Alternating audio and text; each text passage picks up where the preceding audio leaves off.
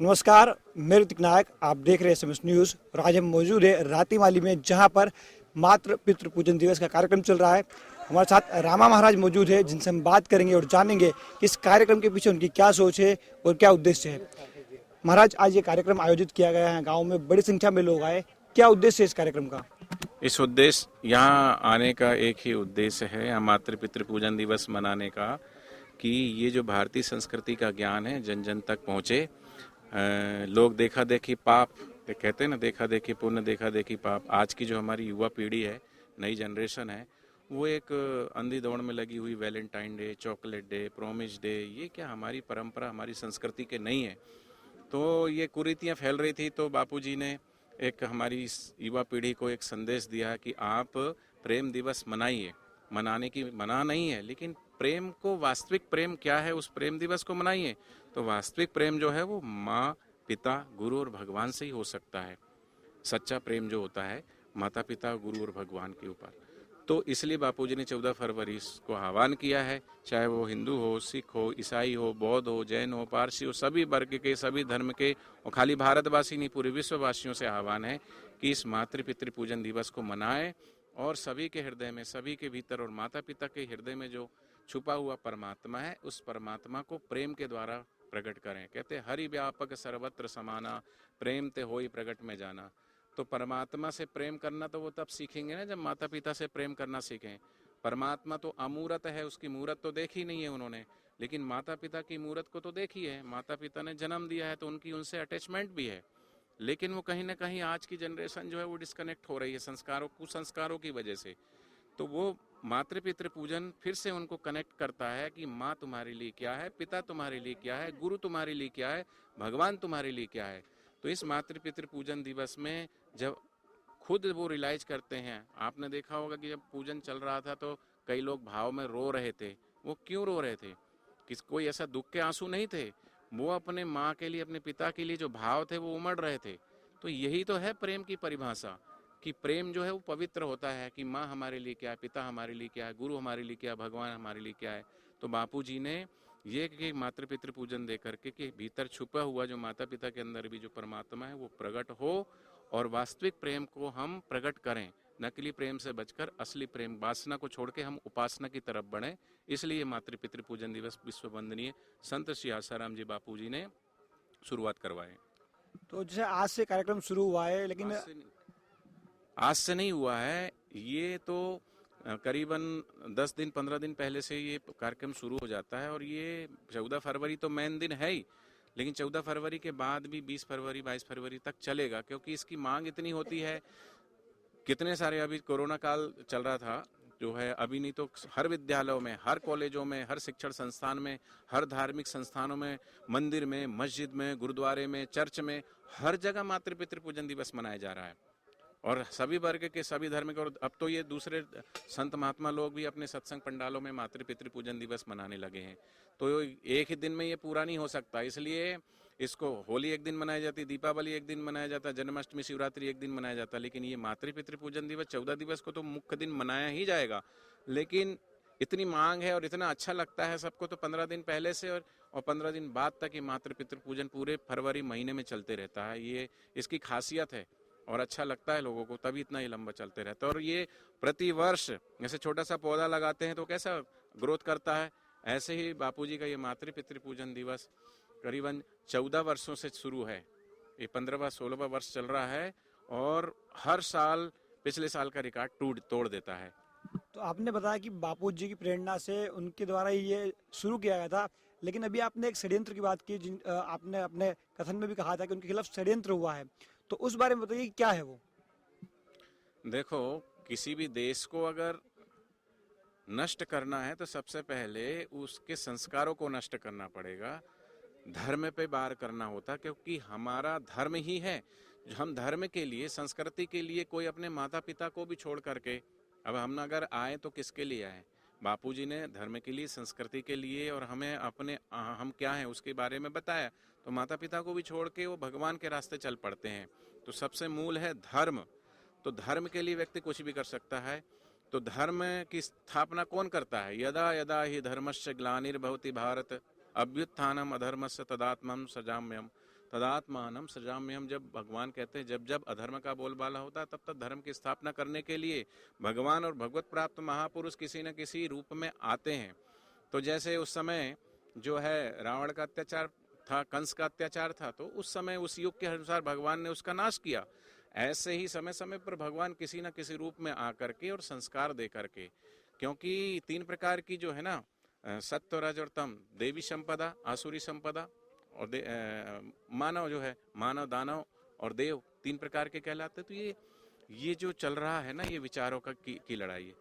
तो आसुरी शक्तियां हावी होना चाहती है, लेकिन बापूजी सत्व गुण बढ़ाकर देवी संपदा को प्रकट करते हैं। भगवान नाम जप करते हैं, सुमरण करते हैं, कीर्तन करते हैं, सत्संग सुनते हैं, तो देवी संपदा। तो बापूजी जो है वो भारत को विश्व गुरु बनाना चाहते थे, और विश्व गुरु तो रहा ही है। तो उनको लगा कि अगर बापूजी का ये देवी कार्य अनवरत इसी तरीके से चलता रहा तो बापूजी की व्यापकता और ये शक्ति है ये और बढ़ते जा रही है, तो कहीं ना कहीं इनको रोका जाए। तो कैसे रोका जाए? तो राजनीतिक षड्यंत्र के माध्यम से, कानून का दुरुपयोग करके, क्योंकि उन्होंने ये आज नहीं, बापूजी के गुरुकुल खुले, उन गुरुकुलों को पहले माध्यम बनाया। 2008 में आपने सबने सुना होगा, ट्रायल चला, त्रिवेणी कमीशन बिठाया गया, 2013 तक ये सब चलता रहा, लेकिन उसमें कुछ भी उनको कहीं नहीं मिला, कुछ भी। तो उसके बाद फिर ये एक्ट लेकर के आया गया संसद में, और वो एक्ट जैसे ही बना, और इस एक्ट का विरोध बहुत सारे लोगों ने किया, क्योंकि कानून जो होता है वो समानांतर होना चाहिए, इस मेल और फीमेल दोनों के लिए बराबर होना चाहिए। जैसे दहेज प्रथा, दहेज वाला कानून जो बना, दहेज उत्पीड़न का जो कानून बना था, उसके लिए भी उसकी आड़ में कितने कितने लोगों को जेल करवा दिया गया। ऐसे ही ये वाले एक्ट का किस तरीके से कानून को हथियार बनाकर इसका दुरुपयोग किया जा रहा है और अपना बदला लिया जा रहा। तो इस कानून का दुरुपयोग करके बापूजी को झूठे केस में समाज से वंचित किया गया है, दूर रखा गया है। तो बापूजी की जरूरत, संतों की जरूरत, संत ना होते इस जग में तो जल मरता संसार। तो संतों की जरूरत तो समाज के भीतर है। अगर संत नहीं होंगे तो समाज को ऊपर कौन उठाएगा? नेता समाज को नहीं उठा सकते। नेता तो अपनी अपनी पार्टी की बात करते हैं, लेकिन संत सभी वर्ग के, सभी धर्म के लोगों को ऊंचा उठाने का काम करते हैं।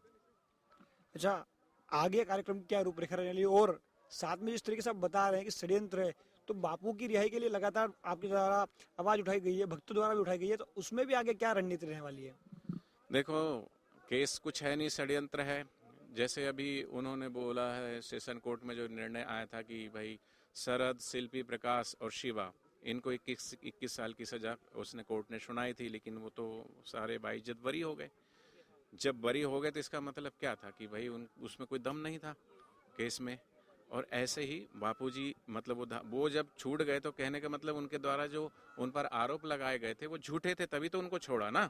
इससे पता चलता है कि कानून का किस तरीके से दुरुपयोग हो रहा है।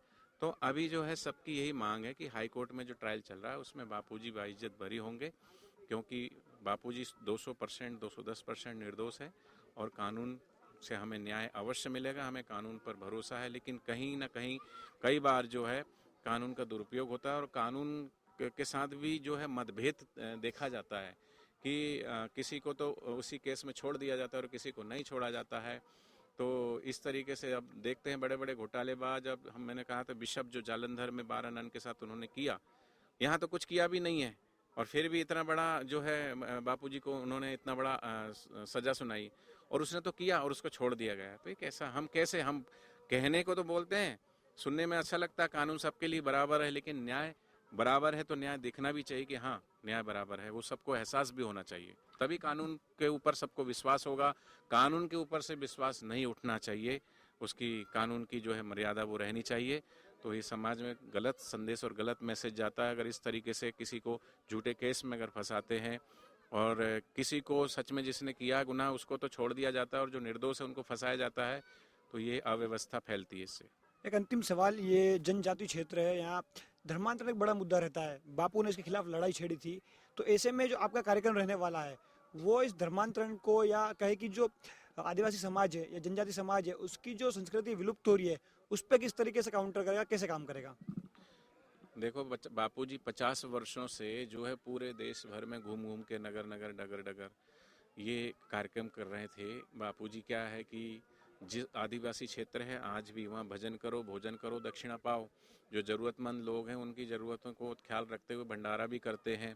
ठीक है, पूरे साल भर कई जगहों पर तो हर महीने उनको पैसे भी दिए जाते हैं, राशन भी दिया जाता है जो ज़रूरतमंद है। लेकिन बापूजी ने या हिंदू धर्म के कभी किसी को ये नहीं कहते ईसाइयों के तुम हिंदू बन जाओ, मुसलमानों के तुम हिंदू बन जाओ। लेकिन ईसाई लोग थोड़े से चंद रुपयों और पैसों के लालच देकर के भोले भाले आदिवासी लोगों को धर्मांतरित कर देते हैं। तो बापूजी के जगह जगह पर इस तरह के जो क्षेत्र चल रहे थे धर्मांतरण को रोकने के लिए, तो इसीलिए उनके नज़रों में बापू खटक रहे थे और बापूजी को इसलिए उन्होंने जानबूझकर टारगेट किया गया कि ताकि वो अपने मिशन में कामयाब रहें, ज़्यादा से ज़्यादा लोगों को धर्मांतरित करके और एज वोट बैंक की जो राजनीति है उसको व्यापक किया जाए और उस विचारधारा की पार्टी को ला करके और इस देश के अंदर धीरे धीरे इस देश की ताकत को, हिंदुत्ववादी लोगों को जड़ से ख़त्म किया जाए और फिर से इस देश को गुलाम बनाया जाए। और इसका प्रत्यक्ष प्रमाण आपको देखना है तो आप डेटा उठा के देख लीजिए। बापूजी जब बाहर थे तब जो है धर्मांतरण किस तरीके से रुका हुआ था और बापूजी के जाने के बाद धर्मांतरण की जो गति है वो किस तरीके से बढ़ रही है। यहाँ तक कि पंजाब में कोई ईसाई नहीं था, वहाँ भी ईसाईकरण फैलने लगा है। तो सभी को जागना होगा, सबको संभलना होगा, नहीं तो फिर देर होगी तो फिर बाद में जैसे इतिहास दोहराया ना जाए। और इतिहास में जो आज़ादी मिली है मुग़लों से और अंग्रेज़ों से तो बड़ी कुर्बानी देनी पड़ी है। आज उसी की कुर्बानी हमारे गुरुदेव दे रहे हैं समाज को ऊंचा उठाने की और संस्कृति को ऊंचा उठाने की। तो हम सबको जागरूक होना पड़ेगा, सावधान रहना पड़ेगा, विधर्मियों और धर्मांतरकारियों से बचना पड़ेगा।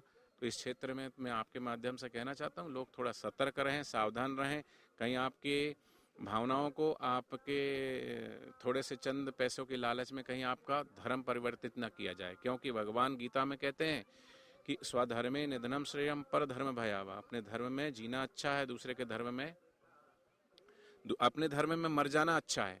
अपना धर्म कैसा भी हो, स्वधर्मे निधनम श्रेयम, अपना धर्म कैसा भी उसमें मर जाना अच्छा, लेकिन दूसरे के धर्म में जीना भी बेकार है।